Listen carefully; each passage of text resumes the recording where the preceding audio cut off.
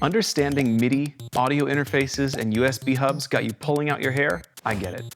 With so many options out there and so much terminology to learn, it gets confusing fast.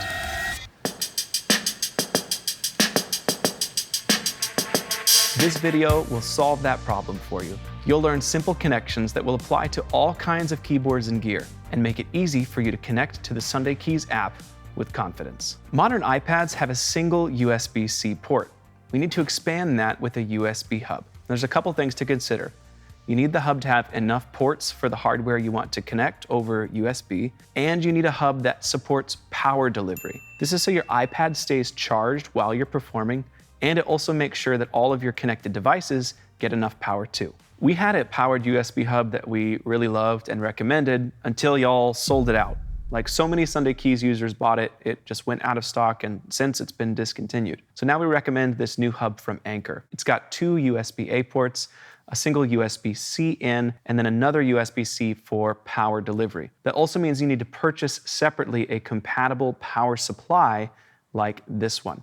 The best practice is to connect your USB hub to your iPad while it's asleep. It helps make sure that iPadOS picks up everything that you connect afterwards. Another cool option for a USB hub is this charging stand that we found. It's also from Anker. It's got plenty of ports, it supports power delivery, and it comes in this weighted stand form factor. So if your keyboard has a flat surface and you'd like to put a stand on top of it, this can be a great option. We'll put links to these USB hubs in the description. I also like to recommend a little USB-C extender cable. I started using this right angle one, which just makes the lines really clean. It's less likely to get jostled or disconnected while you're on stage. Let's talk about getting audio from the app to your soundboard.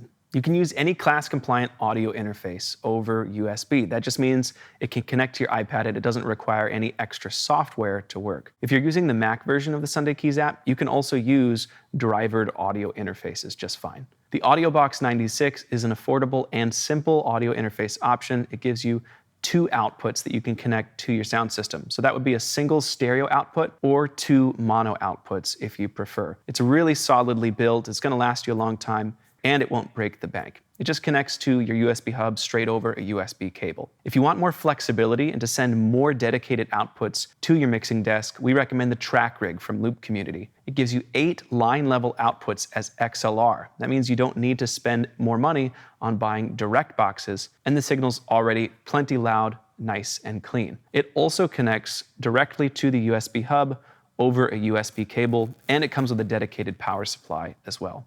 An interface with more outputs is great for taking advantage of flex routing in Sunday Keys, so you can send multiple outputs to your sound desk and give your audio engineer more control over the mix of your key sounds. When we're talking about audio interfaces, here's a few common places people get stuck. If you're using an iPad, your device needs to be class compliant. If you're not sure if your audio interface requires special software or a driver to work, check the user manual online. If it mentions downloading special control software or a driver, that means it's not class compliant and it will not be able to connect to any iPad app, including the Sunday Keys app. If you're using Mac, then you can use a driver interface. Just install the software that's needed, restart your computer, and you're going to be good to go. You'll also run into issues if you're not using a powered USB hub. Your interface is going to be starving for power. It might not have enough juice to do everything you ask it to do.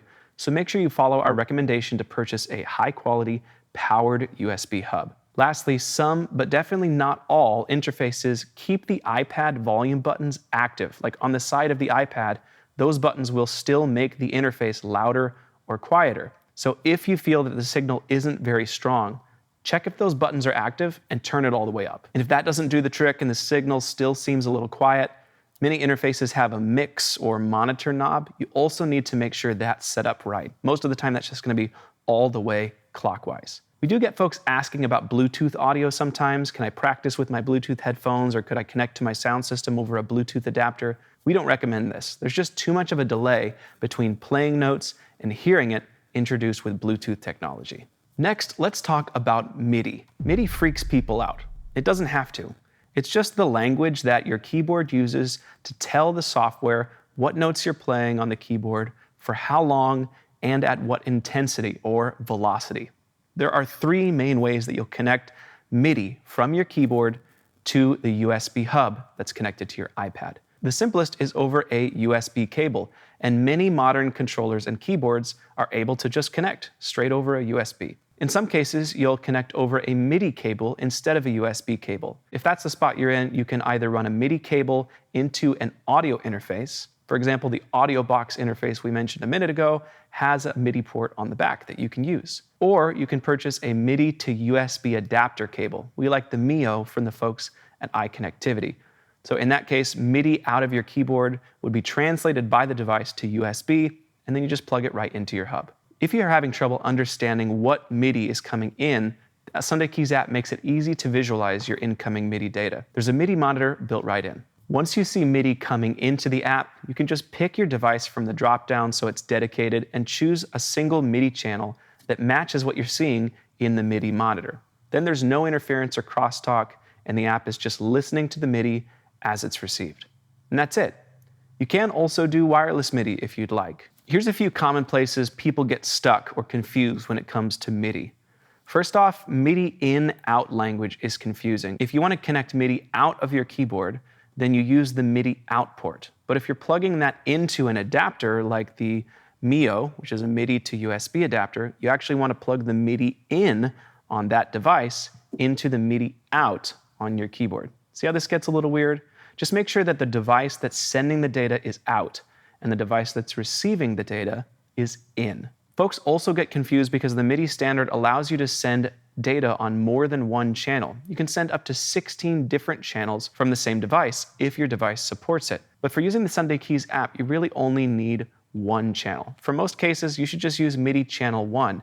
Your keyboard might not send that by default though, so just look in the user manual and figure out how to get it to send a single MIDI channel. And then the app makes it easy to visualize and choose the channel that you want to use. Some keyboards also might seem like they're not capable of sending MIDI. You're playing notes on the keyboard, everything's connected, but you're not seeing anything in the MIDI monitor. That might be because your device has the option to turn on a MIDI mode. So in some cases it can send MIDI, or you could tell it not to send MIDI. In those cases, you're going to have to read the user manual again, look for the keyword MIDI in the index, and there's going to be instructions for what to do to turn on the ability to send MIDI from your keyboard or controller. Once you understand the possible ways to connect the Sunday Keys app, you can apply them across any hardware and playing context. So anytime you're confronted with a new keyboard controller or audio interface, the principles are the exact same. It's easy to set up plug and play at home, church, or in a new venue. Once it's all set up, you can sound like this.